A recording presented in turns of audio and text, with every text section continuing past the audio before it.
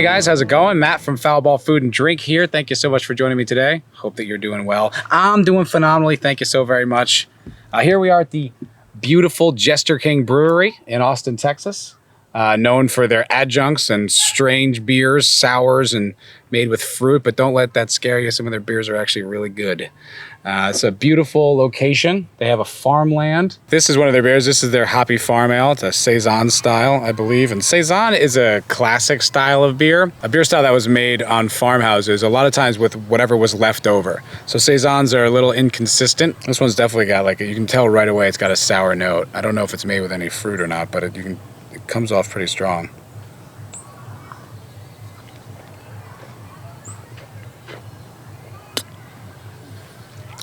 That's pretty interesting. There's almost like a grape must kind of thing on there, almost like an acidic wine. Very crushable for like a hot day. It's got a good acid profile. It hydrates you. That's pretty damn good. Yeah. So all the goats that they have here, they don't farm them. They don't even farm their milk. They're purely here to eat away at all the bramble, to just keep the land manageable. That's cool. And since goats consume so much, they're like living lawnmowers. Oh yeah, that kind of movement is taking off up in the part of town where I live, where people don't have HOAs. They just, so you can just have yard goats. Yeah. Well, apparently it's a fundamental part of farming. Yeah. You just keep goats around. Oh yeah, there they are. Want to go say hi to the goats? Let's go do it. Let's go say hi to the goats. Oh my God, really?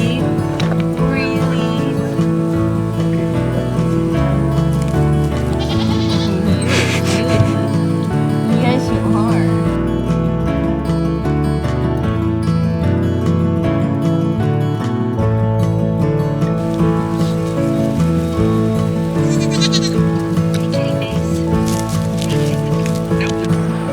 So these are called, I believe, these are called training vines.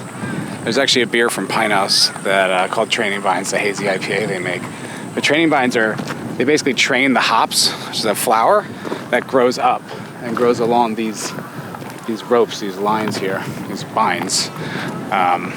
Hops don't grow in Texas. They grow in a really specific climate, like Portland area, like that latitude, and same thing with Germany. That's where they thrive. They need that kind of wet, cold environment to grow. But they tried it anyway, and kudos on them for giving it a shot. Speaking of pints, what you sipping on there? It's an imperial hazy or double hazy IPA, and it's delicious.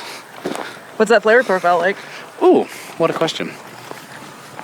On the nose, it's like a lot of these hazies, you get a lot of citrus. So a lot of people think of IPAs as hoppy and bitter, which they can be. But when you use different hop profiles and you blend it with a little bit of wheat, you get this really juicy kind of characteristic. So as much as it seems contradictory, it quenches your thirst. It's pretty rad. Yeah, I've had that with hazies recently.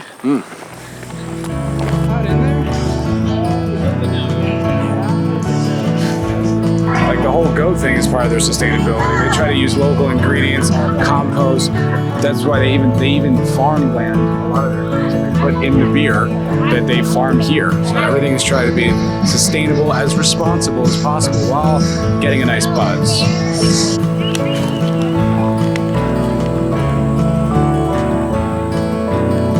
Bobby face. Oh, who's got a big Bobby face? Oh, big scritchins. Big scritchins.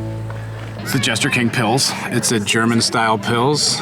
That's important to mention because of the contrast with the Czech-style Pils. I kind of forget the difference between the two right now, but as I remember, the Czech styles are a little leaner and crisp and more bitter, whereas I think the German styles have a little bit more body. Could be way off. I'm sure there's beer nerds in the audience screeching, and I don't mean to offend you, but let's give it a shot.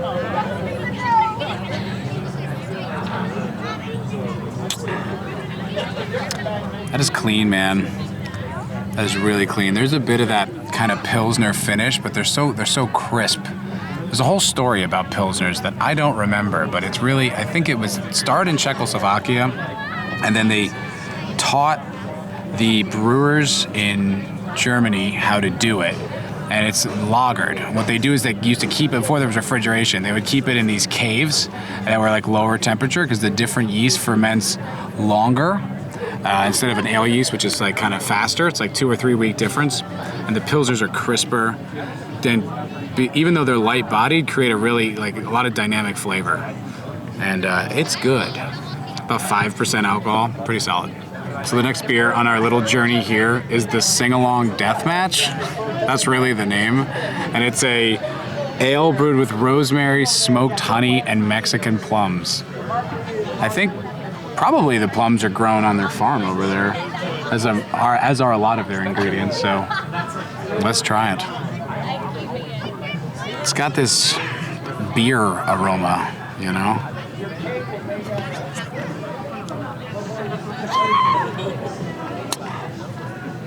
Wow, that's wild. It's kind of sour, but like not overwhelmingly so. But you really do get that like the fruit in there, but it's subtle. It doesn't really come in too strong. It's not. It doesn't make you pucker. That's a weird beer, man. And you catch the agave on the end, almost like this honey agave like note. That's pretty cool.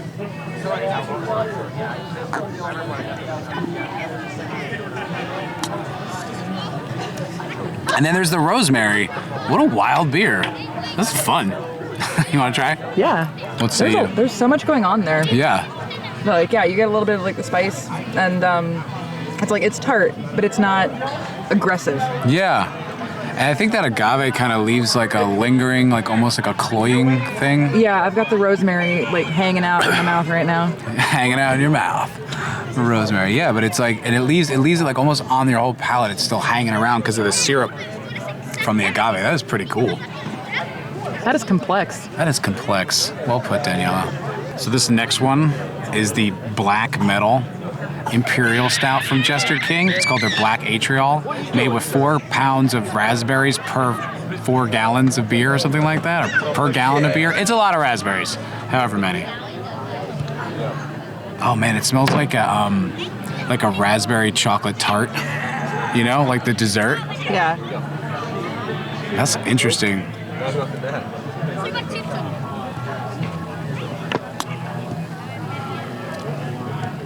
Dude, it kind of tastes like that too, but it's not sweet.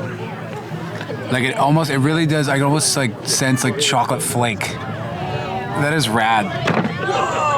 Yeah, it's really like a raspberry tart dessert. That is really cool.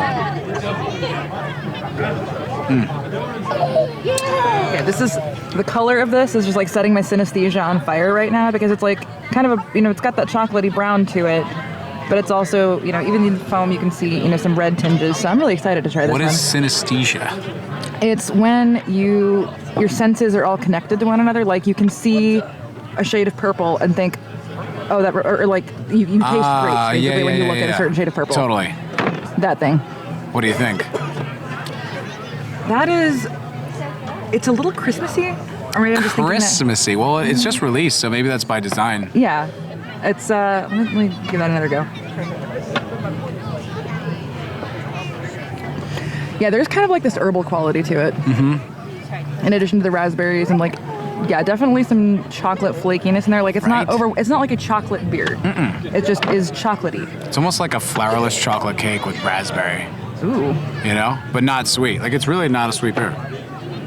What would you like eat with that? Or how would you serve that if you were gonna like have people over? Oh God, I don't know. In a cool glass. That's I don't know. I guess it would be a good dessert beer. It would be a nice accompaniment with like that kind of a dessert or something like that, a tart or even like a chocolate, like just a bowl of chocolates. That would be kind of fun. So this is another Jester King offering. This is their color number 5. It's a barrel-aged sour made with blueberries. Sours are not really my thing, and I've worked with people before, beer aficionados, who are like, no, try them. Eventually you'll find a sour you like.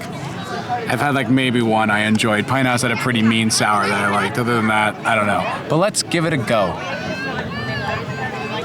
Got that sour thing that always makes me pucker.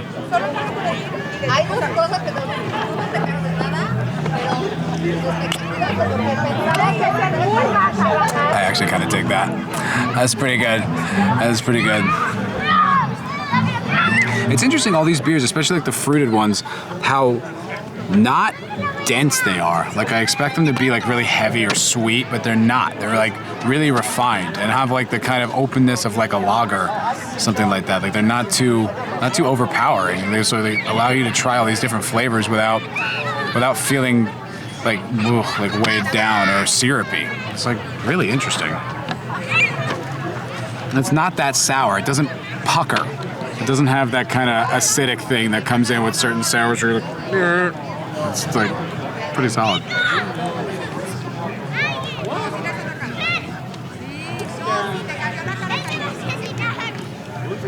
Don't really get the blueberry much. You definitely get like a fruit.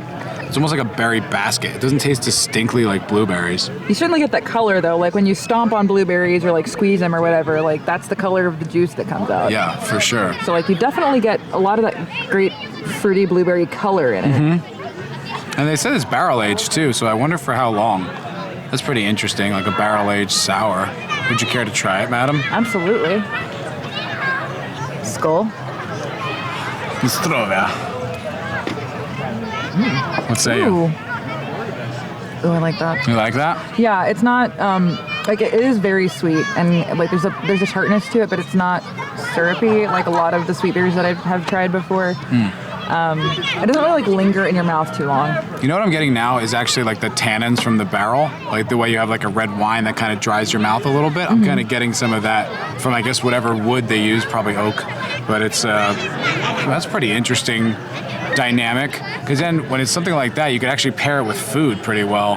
Yeah. You know, like this would go well with, I don't know, roast chicken. Ooh. Would be kind of interesting. Especially if you had something that was like acidic, like lemon on there, would pair well with that. It'd be pretty cool. Or even like a Thanksgiving turkey. This would be amazing with Thanksgiving turkey. And then some cranberries with that. Come on now we're talking. Yeah, that actually sounds like it'd probably go pretty well over in like a beer cocktail. And it smacks. It's got like a good acid profile that it smacks your palate. It's like hydrating. That's really good. I can't believe I prefaced that with I don't like sours. Look at me. I'm developing in front of your eyes. Talk about the vibe. The vibe? The vibe. The vibe is nice. Jester King has got a great environment to come out and hang and try some really cool beers. Their pizza's great too. We didn't get to that today, but I have had their pizza, and it's really good. It's a wood fire. They do it all on site. It's a really fun place for like families, which I never really paired with brewing, like a brewery tour, but it's a great place to bring your family. It's a really cool spot. It's just like 30 minutes outside of Austin proper. Terrific place to visit if you're ever in vacationing out here. And then you get to meet goats and drink beer. I mean, that's pretty fun. So would you call Jester King the goat? It's not my goat. I mean, it's a goat. It's just a really unique place, and it's a fun place. And I even having tried their beers initially just on draft, I wouldn't be like, oh, let's definitely go there. But having gone here a few times, I adore it here. I think it's so much fun. It's a terrific spot.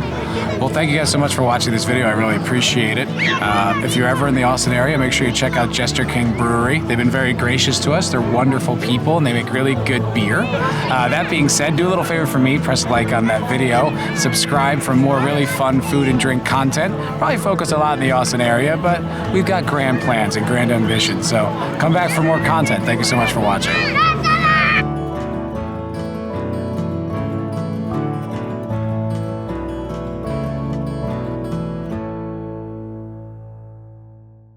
Did you have fun? Yeah, absolutely. This was awesome. I love this place. Yeah, this is great. When I moved to Austin, this was not what I envisioned. This wasn't what I thought I'd be doing. What was your vision when you moved to Austin? I don't know. It wasn't LA. That is a significant perk. Pretty significant, you know. But I did get to meet cool comedians like you, which was a big part of the goal, because that was something I wanted to be a part of. I almost went into foul ball productions mode, talking shit. Not gonna talk shit. No, not here. Not here. Not here. Yeah, I don't know. How about you? I love this vibe because it's like, I mean, I'm from Austin originally, or like outside the greater Austin area, whatever. My house had an Austin zip code, who gives a crap? But yeah, no, this kind of combines like just the natural beauty of this area with some culture that you might not otherwise experience. Sure, that's very well put.